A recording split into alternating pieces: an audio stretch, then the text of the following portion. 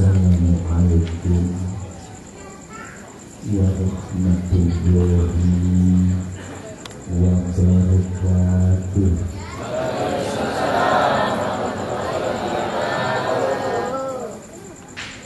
Bismillahirrahmanirrahim. Alhamdulillahilladzi atana biwahidiyati bifadli rabbina walhamdulillahi sholatu wassalam alaika wal ali ayah khairul anam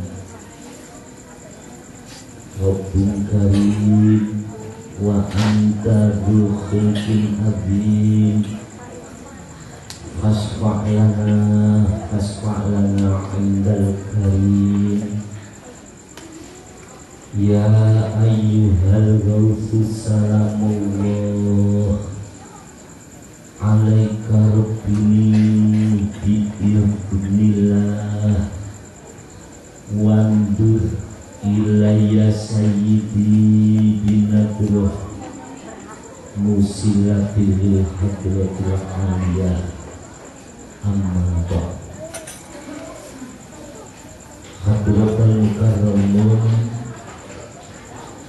para alim ulama yang saya hormati, wabil khusus kepada Bapak Kepala Kelurahan atau Bapak Kepala Desa dan jajarannya yang saya muliakan,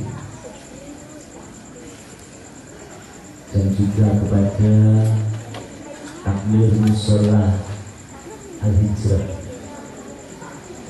dan pengurus DKM yang sangat saya muliakan, hadirin wal hadirat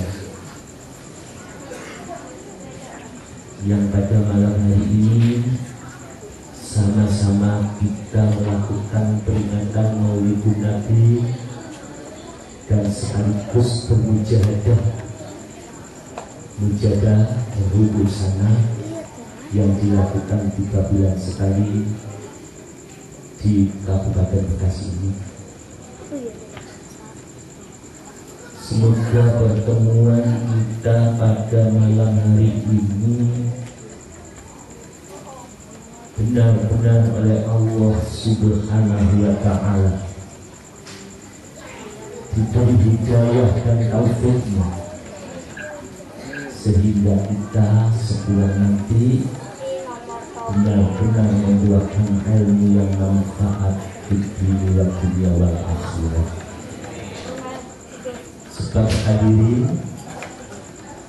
di zaman ini krisis manfaat. Ada Rasul mengatakan sebaik-baik manusia adalah yang paling banyak manfaatnya. Tapi di akhir-akhir ini ilmu manfaat, sifat yang manfaat, sikap yang manfaat ini sudah mulai terkikis di dalam kehidupan kita berbangsa dan bernegara. Oleh karena itulah ma'asyiral hadirin, sampai untuk mendapatkan ilmu yang manfaat itu sulit. Sebab ilmu yang manfaat itu ilmu yang bisa membuahkan hikmah.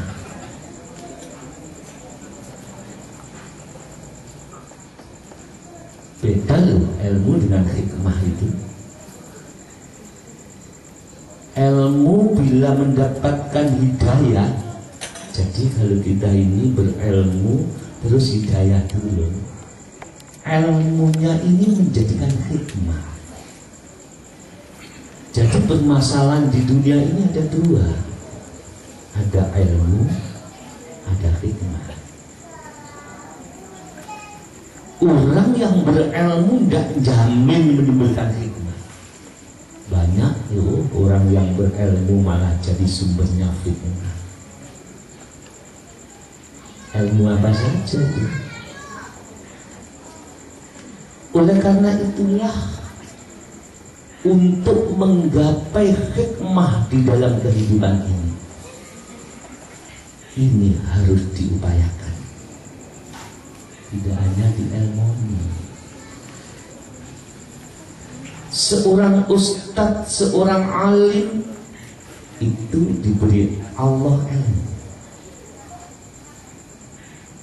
Seorang yang ahli tirakat, ahli puasa diberi keramat.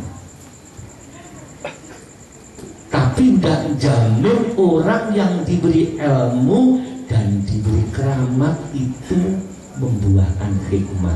Bukan jamin. Maka dalam surat Al-Baqarah ayat 269 itu Allah menegaskan yu'til hikmata man yasha.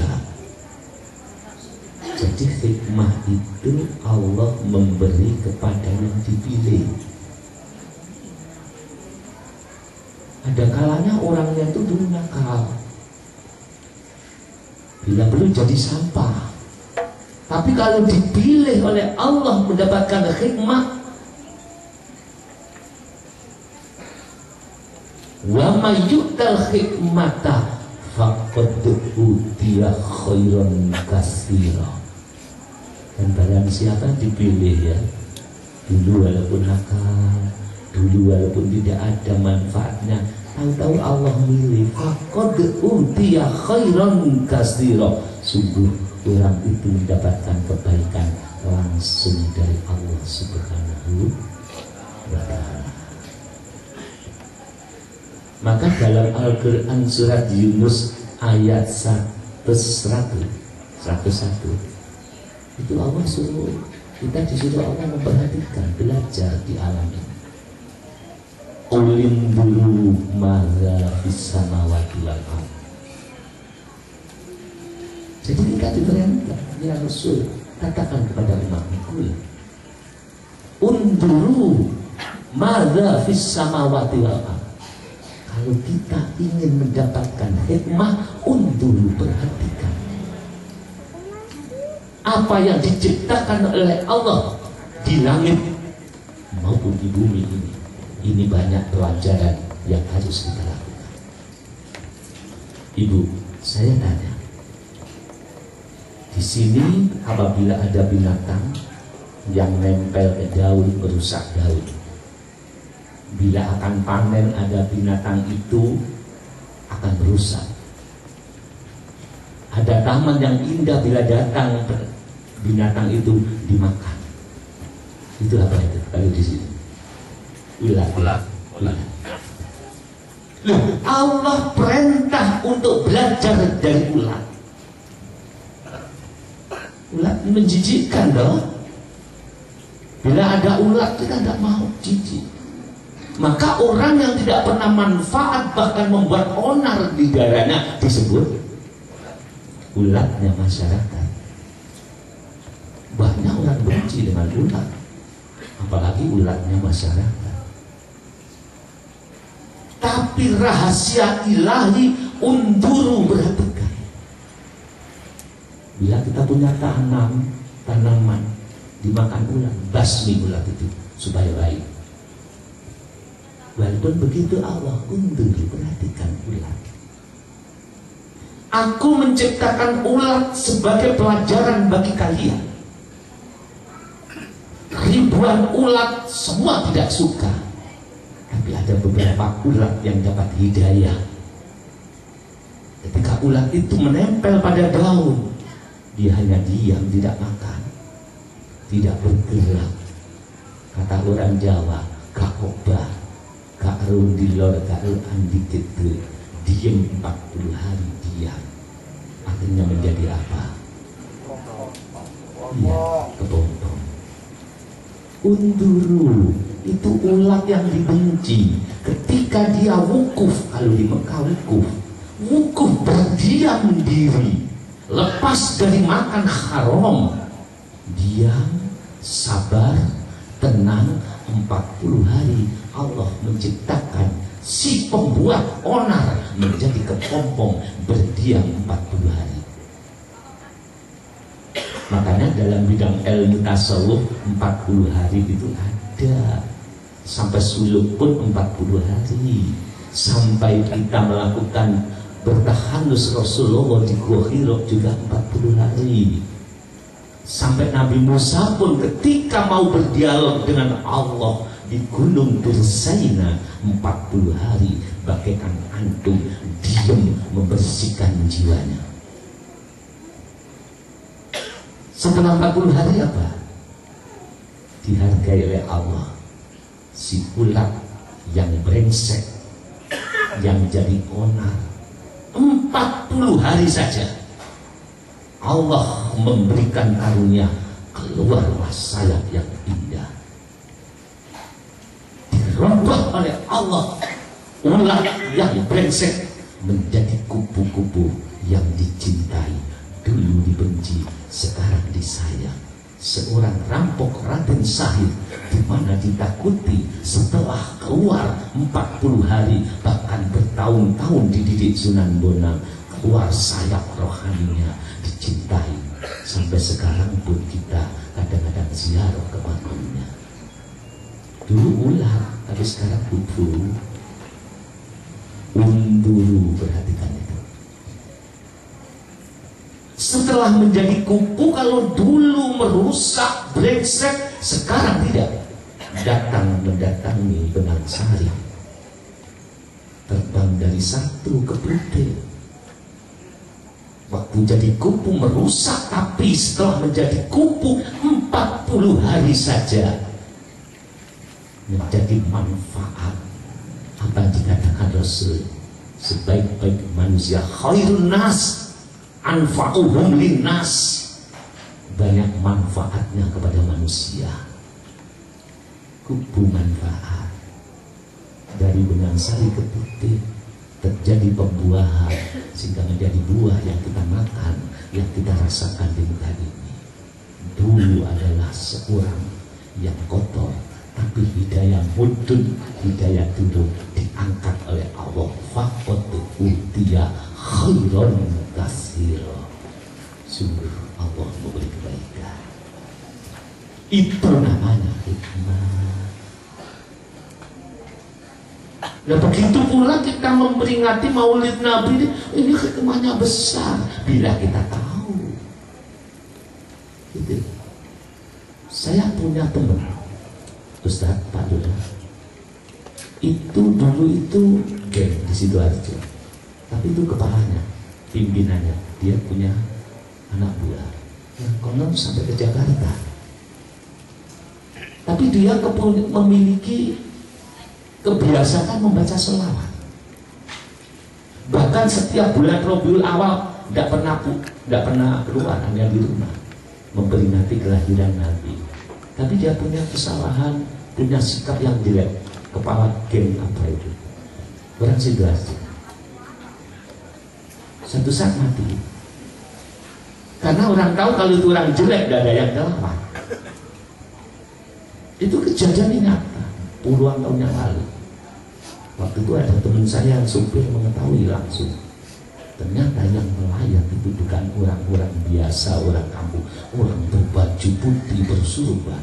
Sehingga kaget mengapa seorang pimpinan geng yang hadir di dalam melayat, seorang yang tidak dikenal, berbaju putih, berkopiah putih.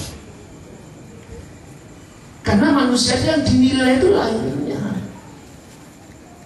ibarat HP, casingnya ini yang dinilai. Padahal mulia tidaknya seseorang bukan dari casingnya.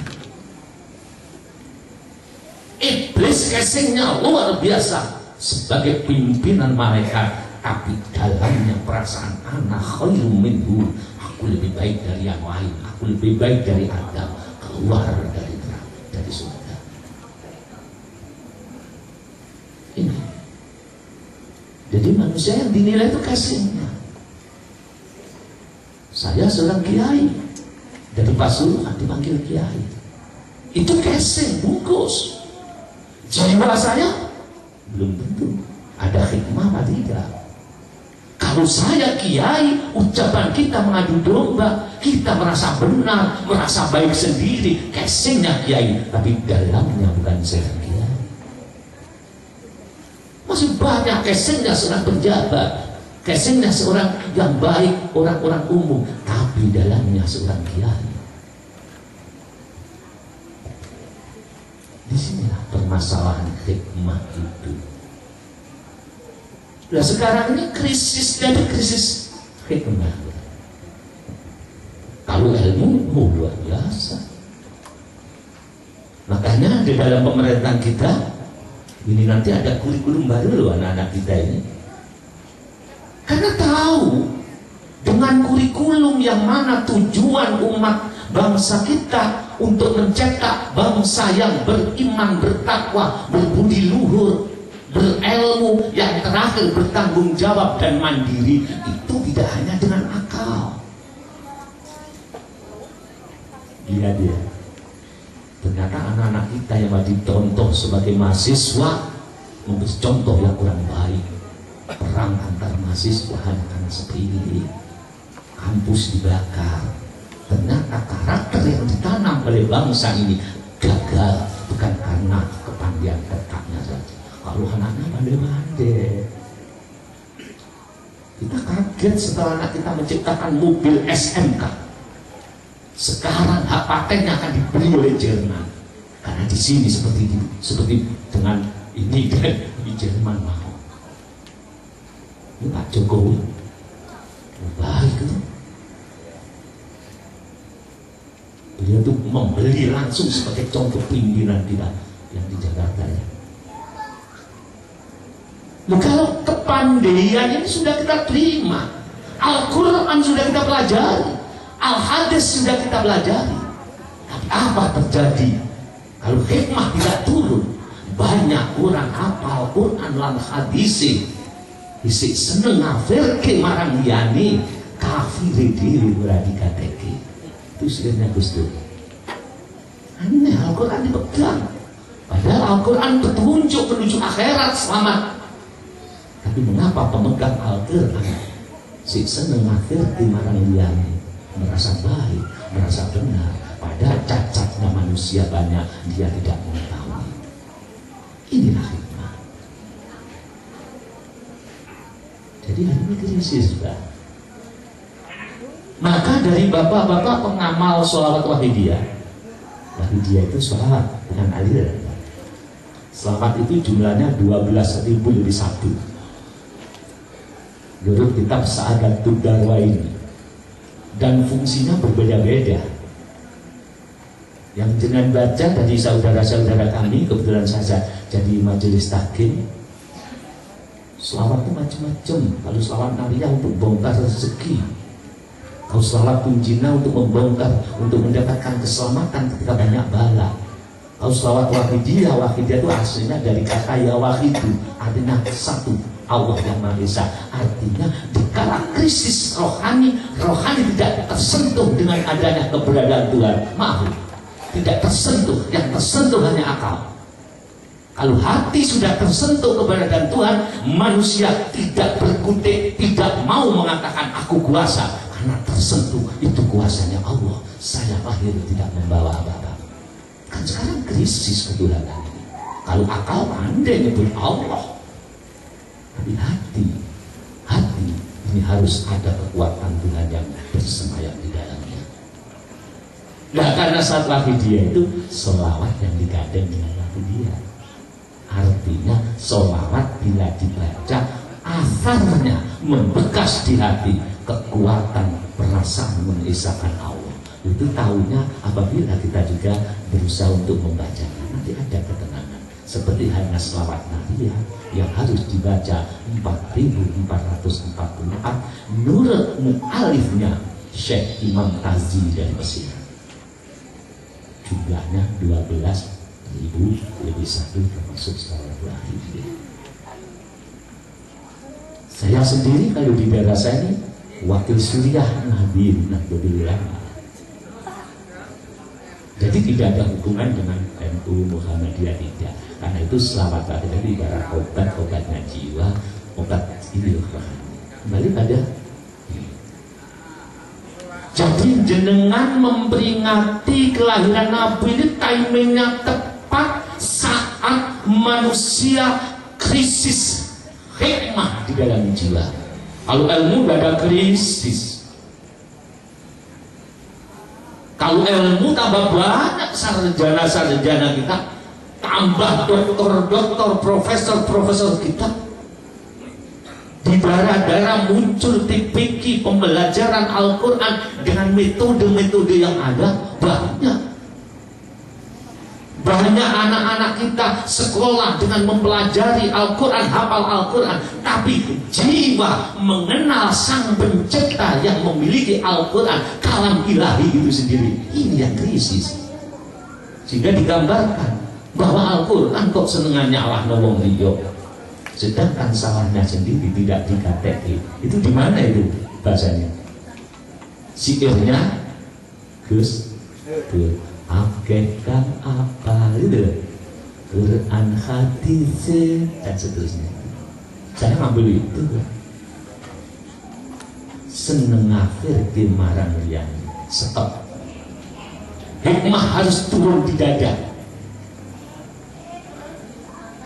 Ilmu banjir bagaikan hujan dari langit,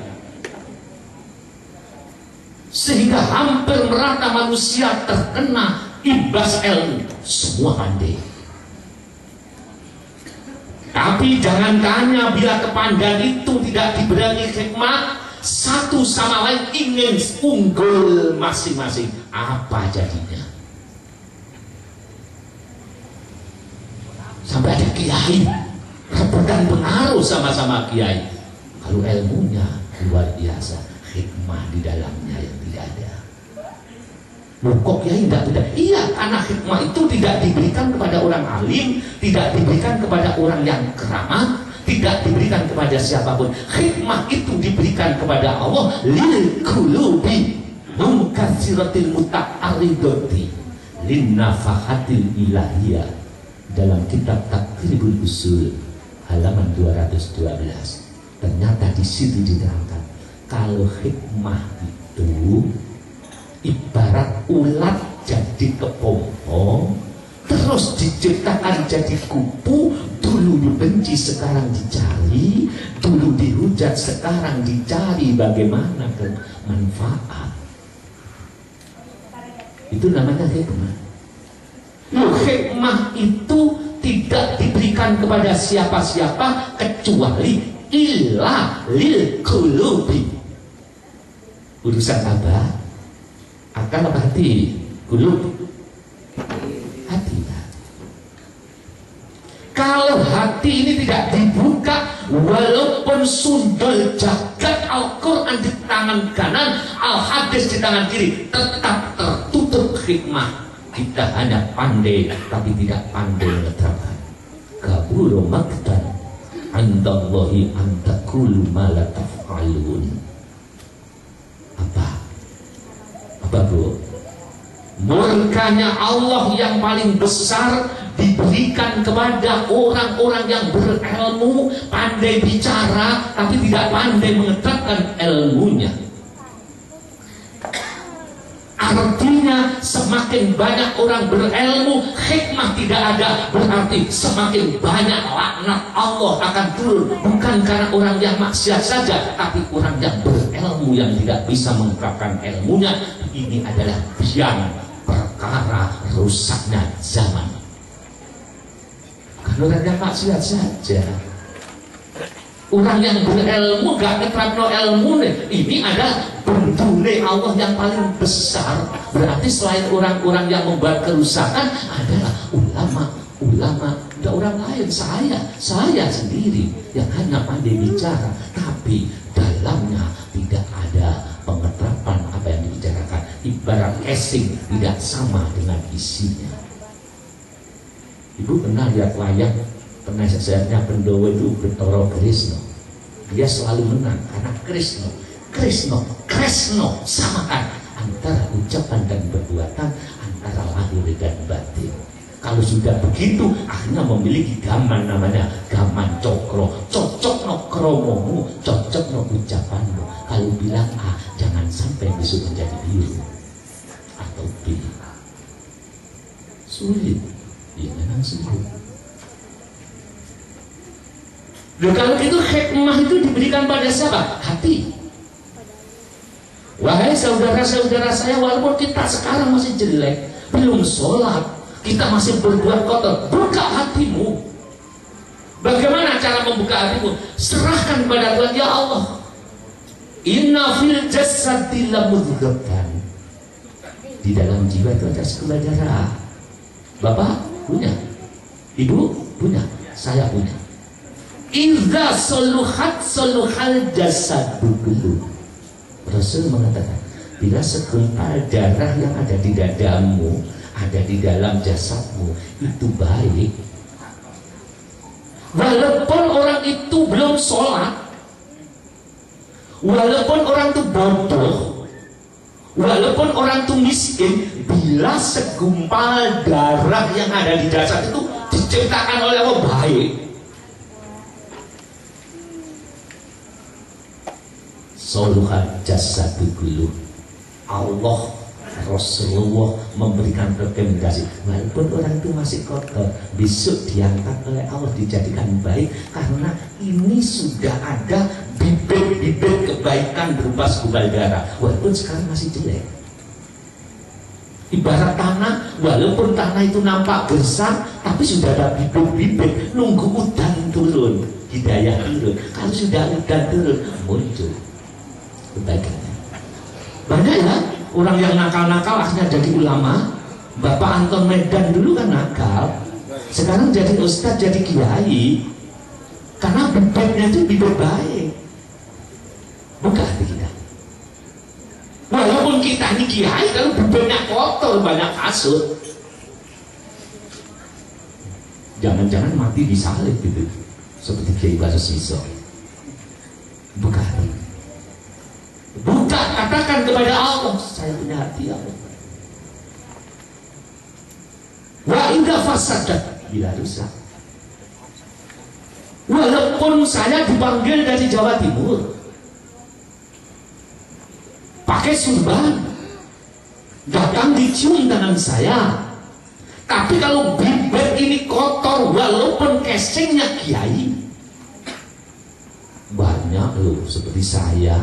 Ucapan saya menimbulkan orang sakit hati. Ucapan saya menghujat saudara-saudara saya yang belum tobat. Mestinya kami tuntun, tapi malah saya hujat. Bahkan banyak loh seperti saya casingnya memang dipanggil kiai, banyak orang hormat Pak, dicium tangan saya. Tapi di sini ada ilmunya iblis, anak khairu minhu, saya lebih baik dari bapak. Saya kiai lebih baik dari santri. Ini bibit-bibit wa idza fasadal jasadu kullu. Walaupun saya orang yang dihormati, tetap akan rusak semua jasad saya. Tangan saya, jasad saya, tangan saya tidak ada manfaat. Walaupun bergelimang dengan ayat, lesan kita tidak manfaat, bahkan menimbulkan fitnah. Walaupun keluar ayat-ayat suci, bahkan semuanya tidak ada manfaatnya. Apa kata Rasul? Ala wahyal qalbu. Ingat itu hati. Bapak jangan putus asa.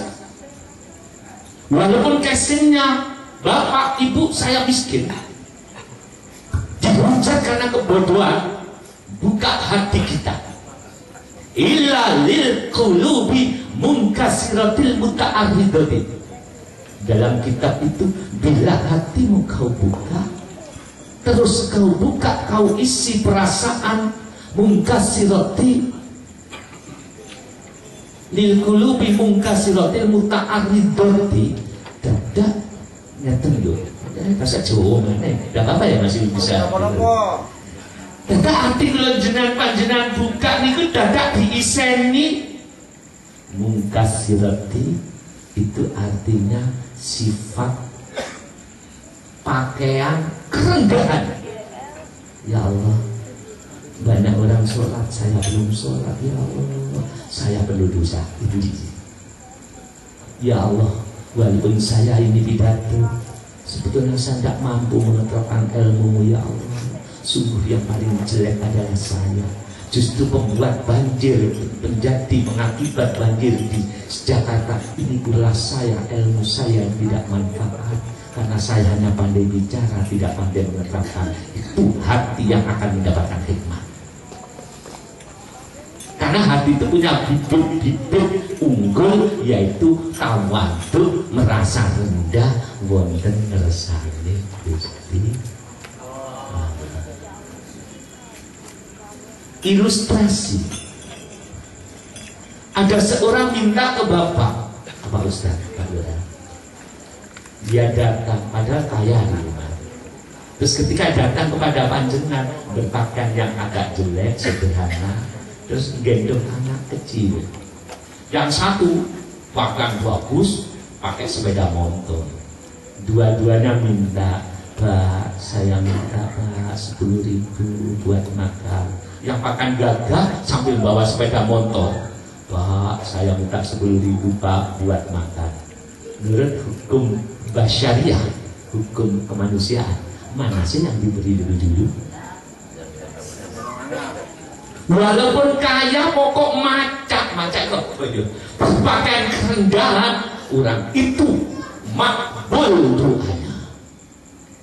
Kiai yang alim, yang penuh kemuliaan, ketika berhadapan dengan Allah merendah serendahnya, mungkasiratil muta'aridotin, merasa paling banyak dosa se-Jakarta, Bekasi ini saya ya Allah. Mengapa? Karena ilmu kau turunkan padaku banyak maksiat, banyak terjadi bencana. Sebab saya diam, maka paling jelek se-Bekasi adalah saya. Ini yang akan dapat dulu.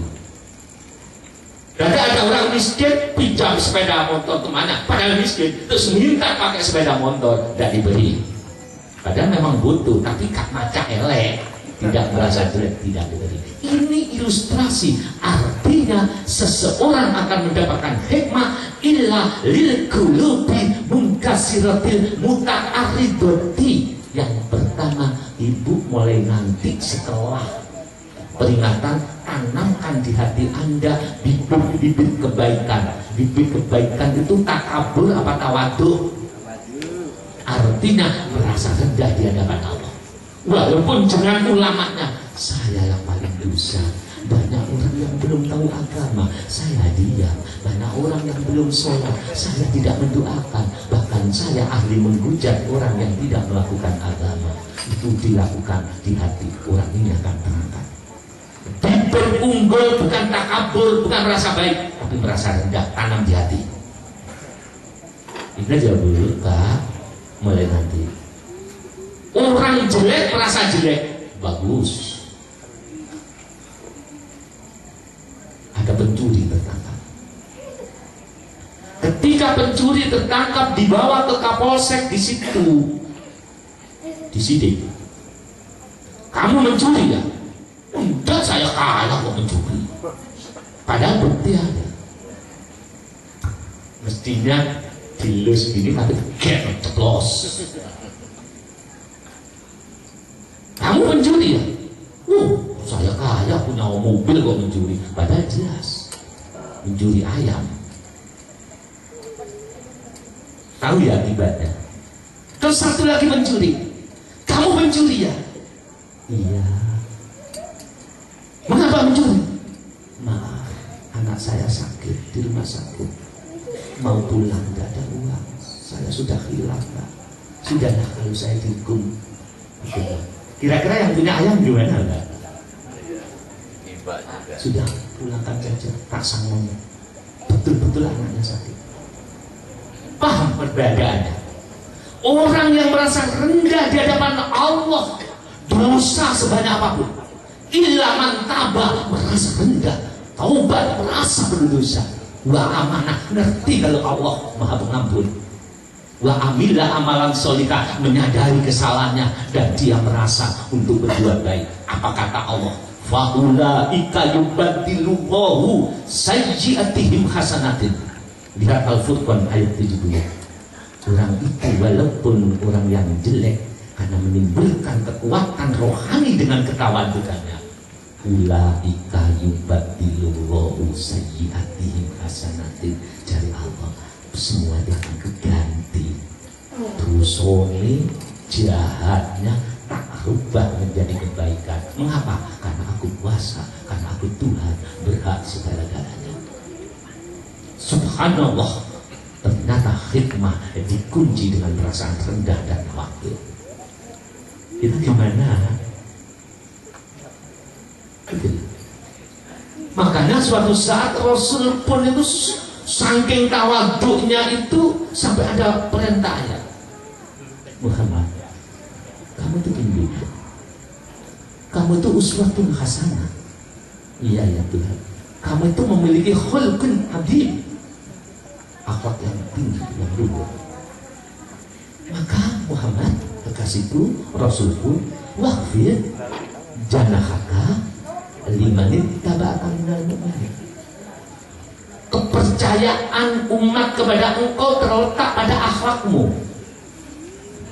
Yang besok calon pimpinan, jangan Anda dikenal karena ucapanmu, tapi Anda dikenal karena perbuatanmu.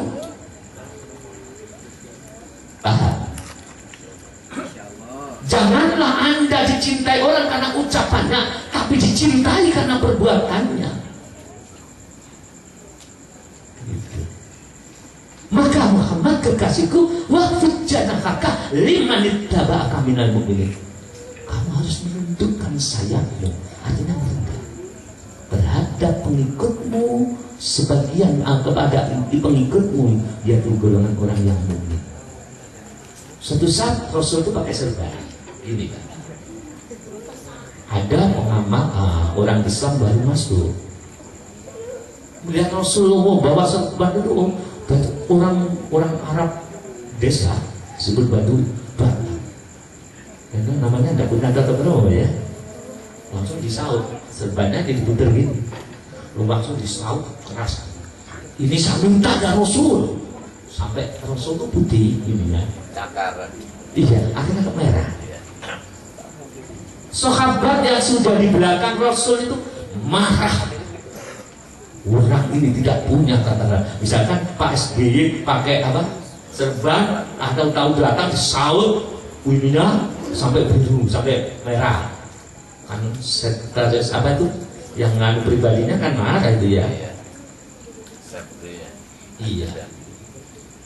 Akhirnya gimana? Sahabat di belakangnya mau marah. Iya. Setelah mau marah, Rasul gimana? Jangan sahabat. Pola pikirnya engkau dengan dia beda. Dia baru masuk Islam, baru mengenal ilmu, sedangkan sabar, lata ledok, jangan marah. Manusia dicintai karena keramahannya, manusia dicintai karena bukan hanya ucapannya, karena halnya, karena perbuatannya. Ketika sahabat mundur, si Badui tadi mengatakan terima kasih ya Rasulullah, tidak apa-apa. Ini contoh perilaku yang saat ini krisis di bumi ini. Jangankan kita sampai merah, diucapin yang sedikit saja sudah terjadi anarkis. Karena kita tidak meniru sifatnya Rasul. Belajar, buka pintu hati. Ini jam berapa? 11 belum ya? Buka pintu hati, isi bibit-bibit unggul. Allah menanamkan dua bibit, menciptakan bibit unggul, satu tawadhu, bibit unggulnya iblis takabur. Lah nurut kamu, buka hatimu, isenono pele salah satu. Kalau ingin jadi iblis, tandur takabur di hatimu. Walaupun dipanggil saya, dipanggil Al-Mukarram. Al-Mukarram berjiwa takabur. Itu harus diganti dengan sifatnya Rasul. Ya Allah, saya kok takabur, merasa mampu, merasa bisa sholat, padahal napas pun itu saja kalau nggak ditolong Allah nggak bisa. Aduh, saya salah, saya ganti. Ya Allah, saya penuh dosa. Harus cepet. Mumpung belum ketika Israel bagaimana? Kalau ingin meniru Rasulullah, buka hati kita, tanam sifat tawadhu. Rendah serendah-rendahnya, bisyiddati dulli wal inkisar. Rendah terus eling dosa. Kalau kita kan tidak hari ini merasa suci melihat dosanya orang lain. Sekarang jangan, harus merasa rendah dan merasa penuh dosa. Kalau melihat orang lain mulia, orang lain punya kebaikan, baru kita akan bersatu, tidak akan terjadi anarkis. Karena manusia sudah seragam. Kalau mandang dirinya harus rendah dan penuh dosa, kalau mandang temannya harus dilihat baiknya. Walaupun sekotor-kotor manusia, tetap ono api, lihat baiknya, tidak ada anarkis. Itu yang dilakukan Rasul, sehingga sahabat tidak pernah terjadi apa-apa. Satu sama lain menghormati. Ketika sang Badui membuat lehernya Rasul merah, Rasul mengatakan itu beda SDM-nya, kamu harus sabar. Barulah sahabat dapat pelajaran. Siapapun yang berbuat, jangan langsung pukul, lihat SDM-nya bagaimana. Oh ya maklum, belum kenal agama, mohon diampuni, mohon dimaafkan, dan mohon untuk dibimbing. Nomor 1, tanam bibit unggul berupa tawadhu. Yang nomor 2, linnafahatil ilahiyah. Itu di kitab itu. Setelah hatimu kau buka, kau isi dengan bibit unggulnya Rasulullah, tawadhu, rafa'ullah, akhirnya sudah diangkat oleh Allah. Yang nomor 2, isi hati yang sudah terbuka, linnafahatil ilahiyah, diisi dengan perasaan hanya satu pandangan akibat, la ilaha illallah. Pandangan hanya satu, Gusti Allah. Semua Allah miliknya Gusti Allah. Saya adalah ciptaan, hidup diciptakan, mampu diciptakan. Saya tidak punya kekuatan apa-apa. Begini, supaya paham saya terangkan. Ketika Allah menciptakan makhluk, berarti makhluk itu ada apa belum? Ada apa tidak? Uraono tidak ada. Gunung nggak ada, akhirat nggak ada, dunia nggak ada, manusia nggak ada. Yang ada hanya Allah Ahad. Paham ya? Berarti yang ada hanya satu, Gusti. Terus baru Allah menciptakan makhluk. Innama amruhu idza arada syai'an. Jadi Allah kalau menginginkan sesuatu hanya mengatakan, ingin menciptakan sesuatu hanya mengatakan, hanya mengundang. Ayyakulalahu, hanya berucap, tapi bukan ucapan seperti saya. Ucapan Tuhan tidak berbunyi. Kalau berbunyi itu adalah makhluk. Padahal Allah laisa kamitslihi syai'un. Ini adalah kata kiasan. Allah berbicara seperti makhluk saja. Kalau Allah bicara tidak memakai bahasa. Allah bicara tidak memakai apa-apa, dengan bahasa Tuhan sendiri. Udrot irodat Allah sebagai bahasa, sebagai pengejawatan ucapan Allah. Allah hanya mengucapkan kun fayakun. Bukan Allah mengikut irodatnya. Allah berkehendak apapun jadi. Kun fayakun, maka jadi manusia. Jadi manusia adalah ciptaan. Sudah? Yang namanya ciptaan itu kapak-kapak no gak iso apa-apa. Ketika bisa bernapas, itu pemberian sang pencipta. Maka tegas, hati yang sudah terbuka diisi dengan bibit unggul berupa tawadhu, disempurnakan perasaan la haula, bahwa manusia makhluk tidak ada kemampuan, wala kuwata, tidak ada kekuatan ilah bila tetap dari sang pencipta. Isen ono wa abad, tidak asal mau. Ketika manusia diciptakan, ini gimana ya gambar supaya enak itu? Sini aja ya. Pandang, ini manusia saya, jenengan. Sudah, ini gambarannya. Berupa ini manusia. Saya taruh di sini aja lah, ini ya. Nampak ya Pak? Itu. Lihat, yang namanya makhluk yang begini ini gak bisa ngomong. Lihat ya. Sekarang panjenengan pejam mata, sesaat saja. Sini ya. Apa pendapat jenengan? Loh, kok pindah ini? Oh, yang ngono gosoknya melaku dewi. Silakan pendapat itu. Oh, gosok itu sakti, bisa dari sini ke sini. Tapi kenyataannya gosok penghapus sini ke sini, kok bisa mengapain? Apa jalan sendiri tadi? Padahal saya suruh merem itu. Tidak, toh? Ketika penghapus dari kanan ke kiri, apa yang terjadi? Bapak ibu punya pendapat apa? Oh, dari kiri ke kanan, iso dewi, apa gitu? Tidak, toh? Ada tangan yang menggerakkan. Jangankan lari dari kiri kanan, gerak sedikit saja tidak bisa kalau tidak ada tangan yang menggerakkan. Paham artinya? Ketika dari kiri dulu jahat, sekarang jadi baik, bukan karena bapak yang baik, ada tangan yang menggerakkan, memberi hidayah. Dulu jahat kok sekarang baik, itulah tangan Tuhan.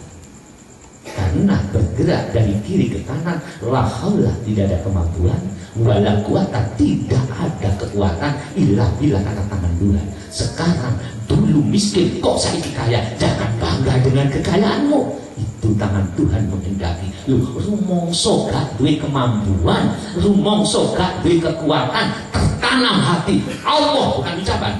Allah, Allah, ini Allah. Sekarang saya duduk, Allah. Sekarang saya menjadi orang pejabat, Allah. Sekarang saya jadi kiai, Allah. Semuanya itu merasa semua dari tangan Tuhan. Man syahidah khalqa, siapa yang menyaksikan semua yang hidup, semua yang diciptakan, lafik lalahu, ngerti obah urip ono tangan sing gerakno, faqad faza, sungguh orang itu memiliki iman yang sudah baik, sudah bermutu. Loh, ilmu ini loh hadirin, nerangkan ilmu ketuhanan hakikat itu Sunan Kalijogo piawe itu. Orang-orang Hindu, orang-orang Islam yang baru masuk, suruh masuk Sunan Kalijogo dalam itu. Ada Pendowo, ada Kurowo. Setelah selesai ditahannya, siapa yang menang? Pendowo. Pendowo berapa? 5. Yang kalah Kurowo berapa? 100. Apa mungkin 5 ngalah 100? Mungkin. Mengapa kok menang yang 5? Mikir. Baru budikan, kamu jangan berpikir wayangnya, ojo delok objeknya. Objeknya kan bayang. Lihat subjeknya. Bahasa Indonesia nih, lihat matang, subjek pendidikan, objek keterangan. Subjeknya wayang, dong ya. Objek yang jadi. Nah kita ini kan melihat objek, melihat kenyataan, tidak melihat subjek siapa yang menciptakan. Inilah krisis. Sehingga ketika manusia unggul, yang dilihat unggulnya sebab usaha saya, maka terjadi koron-koron di muka bumi ini. Ketika kaya, ini usaha saya. Ketika kuasa sewenang-wenang karena melihat ikhtiarnya, maka timbul Fir'aun baru di bumi ini. Tidak melihat subjek siapa yang menciptakan. Ini krisis ketuhanan di zaman ini. Sampai kita sendiri kalau khusyuk merasa khusyuk, kalau sudah baik merasa baik, lupa bagaikan gosok dari kiri ke kanan harus ada tangan yang memindahkan. Dari panjenengan gak khusyuk menjadi khusyuk, itulah ada tangan yang membuat khusyuk. Itulah tangan-tangan Tuhan. La haula wala quwata, tiada kemampuan dan kekuatan illa billah. Buka hati kita, tantur. Ya Allah, lek mau aku dikabeh sing dirakno Gusti Allah merasa rendah, insya Allah hidayah akan turun. Hikmah badine nuju Mbak dari DKM, dari Tamrin. Sebarkan dua kekuatan ini ke penjuru umat Islam. Satu, bibit tawaduk harus bertanam, karena bibit tawaduk membuahkan hikmah, membuahkan fadl. Dua, bibit ketuhanan, bahwa manusia bagaikan wayang tanpa dalan gak bisa main. Ojo mono, ojo mana main, mancep nak gedebok tanpa sing ngencepno ora iso. Karena apapun wayang. Lah sing kula delok iku critane kok gak ndelok sing tangan sing gerakne ya. Lah kalian iki ngoten, ndi lho haji, mbek iso oleh dhuwit balekno subhanallah. Lahir katakan saya usaha, tapi hati bukan. Ini adalah pemberian Allah, tanam sehingga bendera iblis tidak akan menancap di dada kita. Apa bendera iblis? Ana khairum minhu, aku lebih baik dari orang lain. Gak tinggi. Loh, sing paling repot itu mencepno bibit iki lho, Pak. Lah nek ceritane ngene niku edan paham. Apalagi kalau di syuting atau ada kasetnya, Anda nanti bisa nyetel ulang. Yang sulit itu nandur rasa nih. Allahu Akbar semua mampu, tapi menetapkan Allahu Akbar ketika Allahu Akbar hati merasa lebur, tidak ngomong soal merasa kecil, bahkan merasa tidak ada. Ini yang paling sulit. Sholat kan Allahu Akbar. Masa Allahu Akbar ada Tuhan ada saya. Padahal Allah wahdahu la syarikalah. Allah esa tiada sekutu. Lalu Allah kita kan syirik. Maka Allah Akbar diawali sebagai pembuka sholat. Ini artinya supaya kita merasa tidak punya kemampuan dan tidak punya apa-apa. Makanya diawali dengan takbiratul ihram. Ihram itu artinya pembuka dalam ibadah, akhirnya menjadi sholat. Allah Akbar. Di sini lah masuk. Maka berapa ini? Sedikit lagi. Iya. Ada dua cara. Dilihat Al-Quran nanti. Satu coro kanggo nglebokno hikmah cek slamet. Rasul mengatakan likulli syai'in sikola wasikolatu qulubil mu'minina zikrullah. Ini yang satu. Segala sesuatu itu ada pencucinya, Pak. Lah pencuci hatinya orang-orang yang beriman kulon jenengan bila banyak karatnya, banyak kotorannya. Ketika pintu hati dibuka, kok karaten sehingga tertutup terus. Kalau buka hati kalau Rasul mengatakan zikrullah, pikir la ilaha illallah. Tapi ketika zikir Allah mengatakan dalam surat An-Nahl fasluki subula rabbiki wa'budullah. Jadi berjalanlah kamu menuju jalan Allah yang sudah ditentukan. Ternyata zikir itu kudu digeroni. Yang gak digeroni, syaitan iblis moro mlebu nek jero zikir. Ayat An-Nahl 43. Fas'alu ahlad dzikri in kuntum la ta'lamun. Bertanyalah kamu kepada ulama yang mampu, yang betul-betul ahli ingat kepada Allah. In kuntum la ta'lamun, jika kamu tidak mengetahuinya. Nah, sekarang itu mencari ahlu dzikir ini sudah sulit lah. Repot. Kalau dulu zaman Syekh Abdul Qadir Al-Jailani, Syekh Bahauddin An-Naqsyabandi, Syekh Abdul Hasan As-Sadili, itu guru-guru ahlu dzikir. Sehingga beliau itu memberikan metode dzikirmu menuju Allah ada 7 tempat, 7 makomat. Zikir-zikir itu pembersih jiwamu, ada yang disebut latifatul qalbi dan seterusnya sampai kullu jasad. Terus dibimbing oleh seorang guru, sehingga di Indonesia ada 40 yang muktabarok, namanya tariqah. Itu adalah guru. Kalau tidak ada guru yang nonton, la ilaha illallah, terus nanti kelebur, paling-paling merasa lebih baik, malah dunia membersihkan hati. Jadi ada tariqah baik-baik, ulama-ulama besar. Yang nomor 2, si nomor 2 ini ringan. Likulli syai'in taharatun wa ghuslun wa taharatu qulubil mu'minina wa ghusluha as-sholatu alayya. Jadi Rasulullah memberikan gambaran sing gampang kangge kula jenengan sing gak iso apa. Segala sesuatu ada pencuci dan pembersihnya.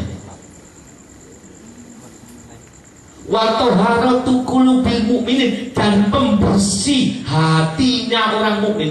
Seperti kita masuk masjid bener, tapi menghadap Tuhannya yang belum bener karena kita selalu lupa. Haji ke Masjidil Haram, hajinya kesing, tapi jiwa ketika haji diingatkan al ya'budu rabb hadzal bait, casingnya memutari Ka'bah sebagai tawaf, tapi ingat hatimu sembahlah Tuhan yang kamu putar itu.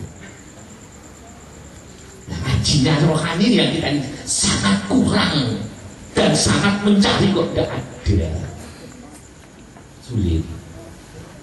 Jadi yang sulit lo jenengan akeh masalah, akeh dosa, jare ni Kanjeng Nabi alat pencuci ati kula jenengan sing kaya ngono berkarate hanya satu, as-sholatu alaiya. Kamu harus berhubungan dengan aku, perbanyak sholawat, karena sholawat tunawirul qulub, iso madanu ati. Itu termasuk sholawat at-tiba, mauludut tiba, sholawat nariyah, selawat apapun, termasuk selawat wahidiyah, podo selawati, cuma bedo dungo. Podo, karena itu selawat gitu.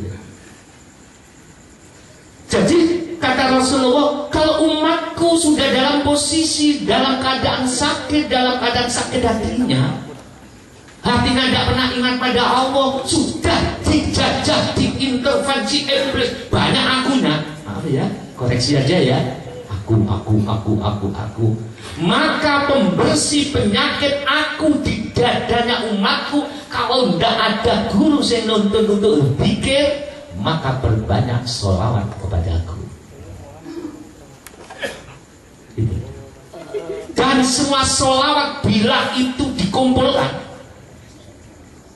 kitab tawazun, insyaallah, sholawat nariyah, sholawat tiba, sholawat wahidiyah, Allahumma ya wahidiyah, hajmadiyah, dikumpulkan. Itu kalau diperes adalah asyadah wa risalah, ucapan ya sayyidi ya Rasulullah. Makanya di Dalailul Khairun ada ya sayyidi ya Rasulullah. Di tafsir Sawi ada ya sayyidi ya Rasulullah. Bila kita baca, kita berbanyak dengan perasaan tawaduk, merasa tidak mampu, maha jatuh ya umati. Di situ akan terdengar Rasul mengatakan apa? Hajat kebutuhanmu umatku. Kalau kamu peteng hatimu tidak bisa menghadap Allah, maka aku yang akan menolong, karena aku guru rohanimu. Artinya dengan sholawat, dengan nida ya sayyidi ya Rasulullah, itu solusi kalau mencari ulama sing nuntun hati di akhir zaman sudah sulit. Maka tadi ada ya sayyidi ya Rasulullah, itu bukan berarti karangan-karangan dia banyak di kitab-kitab itu. Assalatu wassalamu alaika ya sayyidi ya Rasulullah, dolat khilati adri, banyak. Terutama kita orang Nahdien sudah ada masalah. Tapi ketika saya ada di Mekah, kata-kata ya sayyidi ya Rasulullah nggak boleh kayaknya. Iya, nggak boleh. Ketika di Madinah kita menyarankan pada salah satu ulama di sana, di bawah, yang memang pahamnya, ya memang pahamnya. Nah kita yang dibimbing oleh ulama-ulama kuno menghormat, mencintai Rasulullah sebagai orang Nabi, sudah ikuti. Jadi yang memang bukan Nabi, ikuti. Nabi itu hanya suatu kumpulan yang ada itu. Jadi orang-orang lain bukan berarti tidak boleh mengamalkan tibaan, boleh. Kebetulan kita orang Nabi sudah foto kartu loh.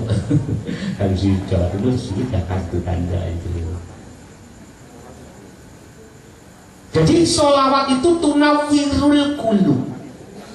Ternyata sesawi yang membuat tafsir sawi itu wiritannya, selawatnya itu selain perbanyakkan itu memperbanyak ya sayyidi. Itu di tafsir itu ada. Ketika sesawi membaca ya sayyidi ya Rasul, dimasukkan ke dalam jiwa karena harus ada hubungan dengan Rasul. Kita wajib hubungan dengan Rasul karena Rasul rahmatal. Coba saya tanya, ada lampu Bapak butuh apa sih? Butuh motor enggak? Yang bisa si motor itu lampunya boleh listrik. Yang membuat motor itu loh, kan listrik loh. Tidak mungkin panjenengan mengambil listrik dari Jatiluhur, cukup pasang kabel. Dari kabel sana masuk ke sini, inilah mengalirnya listrik. Begitu pula Rasulullah. Hubungan kepada Rasulullah, kul in kuntum tuhibbunallah. Ya, iya. Katakan, bila kamu benar-benar menginginkan Allah, mencintai Allah, maka cari kabelnya Allah. Fattabi'uni. Rasul mengatakan, ikuti aku. Kalau kamu sudah mengikuti, mencintai aku, hatimu sudah ada aku, hatimu ada kecintaan padaku, sholawat sudah ada di dadamu. Yuhibbukumullah. Niscaya kamu akan dicintai oleh Allah, bahkan akan diampuni semua dosamu. Wallahu ghafurur rahim. Ali Imran ayat 31. Sudah jelas bahwa kita butuh Rasul. Maka panjenengan memperingati itu benar, wes. Walaupun ada golongan saudara kita yang tidak, ya sudahlah pendapatnya ya. Tapi dengan cara ini benar. Jadi ada dua. Siji dengan dikrullah, siji dengan berbanyak sholawat. Dan hadirin yang jenengan baca yang kebagian dapat lembaran itu diantara paling mudah untuk mencapai itu, karena waktu silu min ghairi syai'in illa Allahil ghuyub. Dengan selawat apapun termasuk selawat dengan wajawa itu bisa mengusulkan hati ketika berpanjang dalam posisi seperti ini tanpa guru, karena Rasulullah sebagai guru rohaninya. Hadirin, sudahlah, tidak usah panjang ya. Dari hikmah kula panjenengan memperingati Maulid Nabi dengan berdoa keselamatan, kedamaian umat dan kesejahteraan, itu mustahil kita jadikan, kita wujudkan kalau sumber daya manusianya masing-masing belum merubah sifatnya. Marindu ngomongin anarkis, marindu ngomecam kancani, ya tidak terwujud. Maka selain berdoa, perubahan harus dilakukan dalam diri kita masing-masing. Lakukan perubahan. Apa yang pertama? Buka hati kita. Terus apa? Isi bibit unggul tawaduk. Yang kedua, isi bibit bahwa kita manusia tidak mampu, tidak ada kemampuan dan kekuatan selain Allah. Ibarat ini sekarang pindah, Bapak harus tahu, oh tangan semindah no. Terus dia taruh di sini, oh ada tangan yang memindahkan. Artinya sekarang saya dulu bodoh, sekarang pandai, oh ada semindah no. Dulu miskin, sekarang kaya, dulu oh ada yang kaya kan. Sekarang kaya, sekarang merosot, oh ada yang memuji. Semuanya Allah, la haula illa billah. Ya sudah, mari hadirin, saya beritahu kepada Bapak Ibu, wahidiyah itu perjuangan rohani. Nanti namanya perjuangan itu manggil hatinya umat, bukan agama anyar, bukan. Itu hanya metode berjuang.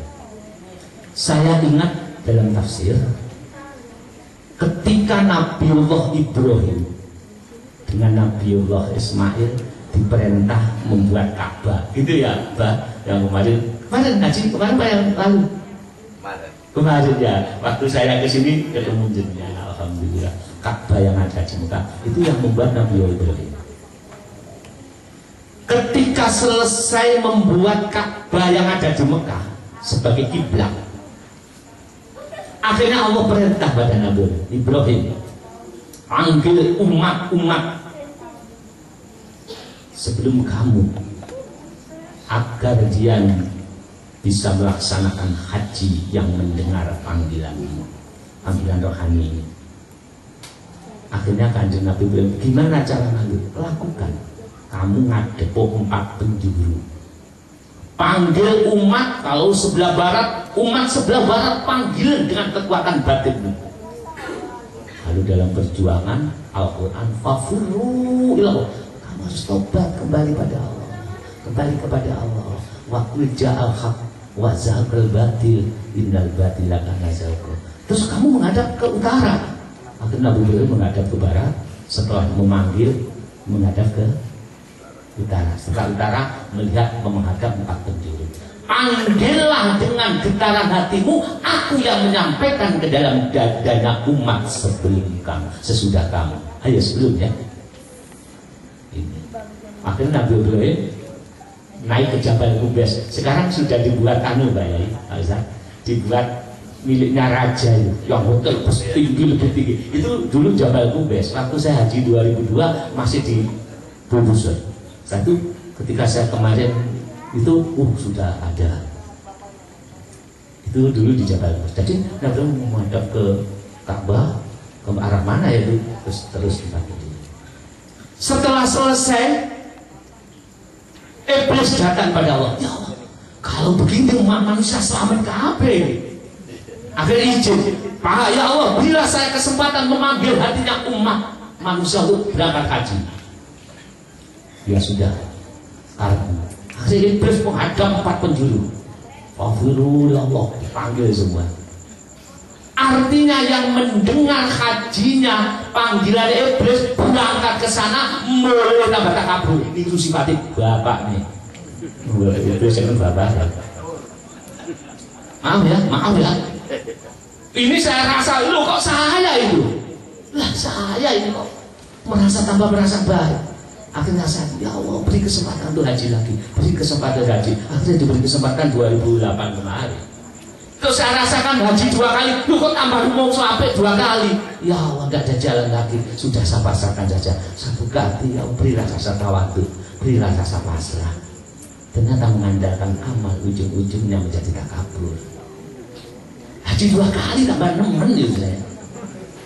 2002 saya rasa kurang, 2008 tambah 6. Saya cerita, saya sudah haji 2 kali dengan penuh bangga. Ya Allah, akhirnya saya buka saja, saya isi tawadu aja pencari Gusti Allah.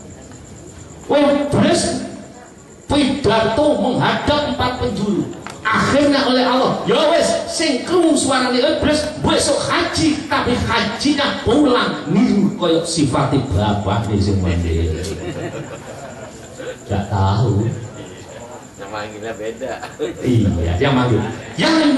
Yang mendengar panggilan Ibrahim, aku yang menyampaikan ke hatinya umat. Ketika 4 penjuru, maka hajinya menjadi mabrur. Terus malaikat Israel, saya iri Gusti. Masuk ke Jabal Qubais, panggil silakan. Buat dipanggil, siapa yang mendengar panggilan Israel berangkat haji entah di Madinatul Munawwarah ataupun di Mekah, mati di sana. Ayo sapa sing pengen berhaji dipanggil Israel, go daftar. Mulai kali koper itu. Tapi lebih baik itu daripada dipanggil oleh baru kalau ini. Jadi setiap perjuangan rohani itu ada getaran 4 penjuru. Itu menurut tafsir ya kan. Mangke nanti. Ini nanti kita ikut dengan umat deh. Mangke nanti ini kiblat itu kemana? Sana ya? Apa sana? Sana ya. Nanti itu pada niat berjuang manggil hatinya umat. Karena kita nggak bisa menyampaikan, tapi dengan getaran. Nanti panjenengan kita ajak menghadap ke barat, untuk nyembah, untuk sembahyang aduk mawon itu pernah saya pengajian di Malang. Loh ini kalau sembahyang aduk mawon nyata itu, karena tidak diterangkan. Ini nanti kita ke sana itu panjenengan ikut derek-derek berjuang besok jadi saksi kalau kita meninggal dunia. Itu loh ibu-ibu di daerah Bekasi, di daerah mana ini pernah ikut berjuang manggil umatnya supaya jadi orang yang taubat terutama dirinya. Nanti setelah menghadap ke sana, menghadap saya. Tujuannya apa, Pak? Berjuang manggil umat. Mumpung ngumpul wong akeh donga ning mandi niati karena melakukan perintahnya Allah, kita tidak bisa amar ma'ruf nahi munkar tapi dengan cara batinnya. Jadi nanti kalau ada menghadapkan penjuru itu bukan apa-apa, itu ditafsir ada panjenengan niati bengok kafiru ila keluarga kita di sana sing durung sadar muga-muga tidak bertobat untuk menghadap sana dan itu tujuannya. Itu bukan ritual yang macam-macam, ini adalah perjuangan seperti halnya Allah merintah memanggil hatinya umat, tapi ini merintah Allah memanggil hatinya umat untuk kembali tobat sadar kepada Allah wa Rasulullah sallallahu alaihi wasallam. Sampun boten dalu muga-muga sekedar sing aturaken manfaat. Ibu, Bapak, buka hati, diisi satu bibit unggul apa bang? Tawadhu. Nanti semakin kaya, semakin berilmu, semakin keramat, semakin terhormat. Tapi seperti padi, semakin ini Rasul. Tapi semakin kaya, semakin ilmu, semakin galak. Api, jelas naik. Siapa yang diciptakan dari api? Ya, itu bapak kita kalau kita tidak kuat. Jelas ke atas. Semakin berisi, semakin berilmu, kok semakin ke atas. Berarti itu biru bapak. Ketika berisi, semakin kaya, semakin tawadhu, rendah biru Rasul. Oh, iblis tertawa nih dipanggil kiai bapak. Cari iblis, kapan aku nikah dengan ibumu itu ya? Ini sekedar untuk mengenang saja. Jadilah Rasul. Ketika semakin berisi, semakin merunduk, buka hati, isi tawadhu, mutlak berhadapan dengan orang yang serendah apapun, bukan lebih baik kamu, saya lebih rendah, tapi di hati. Nanti panjenengan sebagai Pak Lurah ada orang aku rendah, itu hati lah. Kalian salah, hukum, tapi hati betul. Di hadapan Allah saya rendah Gusti, saya rendah. Di hadapan Gusti Allah hati lo ya, jangan terbalik. Di pengajian saya suruh merendah, bapak kepala bagian, ono apa anak buahnya nakal, iya siapaan kamu rusak itu. Hati ya, hati. Sudah satu, isi bibit unggul tawadhu, bibitnya Rasul. Dua, buka hati, isi tauhid yang saya gambarkan. Apapun dari kiri ke kanan ada tangan yang menggerakkan. Apapun sekarang ibu kaya, besok lebih kaya, bukan karena usaha Anda, ada yang menggerakkan. La haula wala quwwata illa billah. Setelah cukup, mari kita praktekkan mujahadah dulu lah. Yang apa mau dibaca sing boten nggih akan selawat untuk mawon atau ya sayyidi ya Rasul yang disebut macam selawat kalau diperes asyhadu wa rasul di kitab tawadhu itu. Seperti kita diisi perasaan rendah ya, perasaan tawadhu. Al-Fatihah. Iya kan itu moga Allahumma ya wahidu ya ahad ya wajidu ya jawad sholli wa sallim wa barik ala sayyidina Muhammadin wa ala alihi sayyidina Muhammad fi kulli lamhati wa nafasin bi adati mahlumatillahi wa fuyudatihi wa amdati. Allahumma ya wahidu ya ahad ya wajidu ya jawad sholli wa sallim wa barik ala sayyidina Muhammadin wa ala ali sayyidina Muhammad fi kulli lamhati wa nafasin bi adati mahlumatillahi wa fuyudatihi wa amdati. Allahumma kama anta ahli sholli wa sallim wa barik ala sayyidina wa maulana wa syafiqina wa habibina wa qurrati a'yunina Muhammadin sallallahu alaihi wasallam kama wa ahli.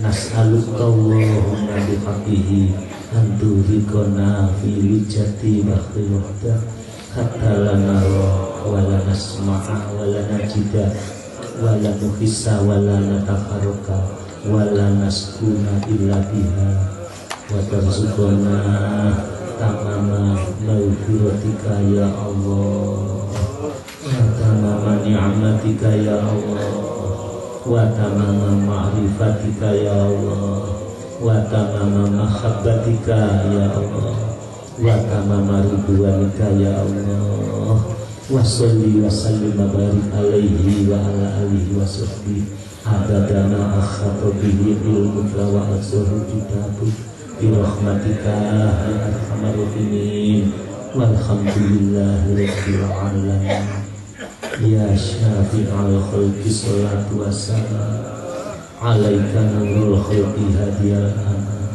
wa aslahu wa rufahu adribni faqad dolam tulabat fawarubini wa laisaliya sayyidi siwaka fa intarudda kuntu saksun halika ya syafi'al khalqi sholatu wassalam alaika nurul khalqi hadiyal aman wa aslahu wa rufahu adribni faqad lam tu'abad warubini wa laisali sayyidi siwaka fa indaruka kuntu saksanaka ya sayyidi ya Rasulullah ya sayyidi ya Rasulullah ya sayyidi ya Rasulullah ya sayyidi ya Rasulullah ya sayyidi ya Rasulullah ya sayyidi ya Rasulullah ya sayyidi ya Rasulullah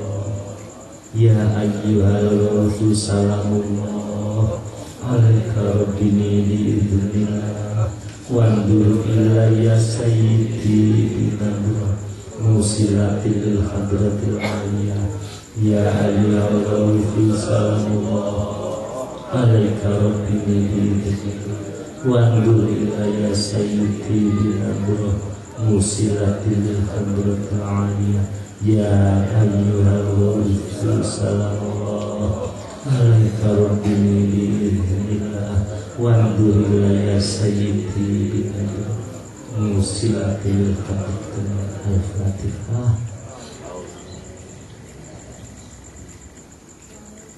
Demikian yang bisa saya sampaikan. Semoga Allah ridho sehingga kita sepulang nanti banyak berbahan dengan apa yang saya sampaikan.